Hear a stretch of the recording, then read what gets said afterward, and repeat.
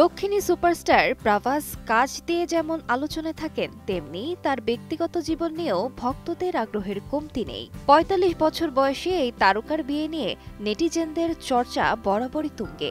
তবে এবার সকল গুঞ্জন পেছনে ফেলে অবশেষে বিয়ের পিঁড়িতে বসছেন প্রভাস। একথা বললেন প্রভাসেরই অভিনেতা বন্ধু Ram Charan.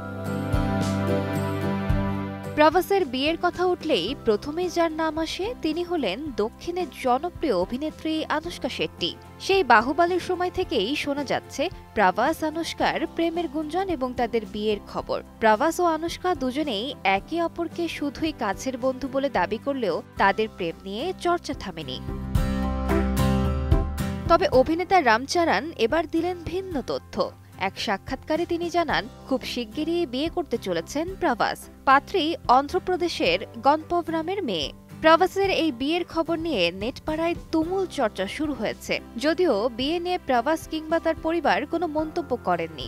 New Sunsilk black shine, নজর কাড়া শাইনি চুলের নাম্বার 1 চয়েস। প্রভাসের বিয়ের খবর পেয়ে উচ্ছ্বসিত নেটিজেনরা। আবার অনেকেই মনে করছেন পরবর্তী সিনেমার প্রমোশন হিসেবেই হয়তো বিয়ের কৌশল বেছে নিয়েছেন এই তারকা। আলিশা ইসলাম, সময় সংবাদ।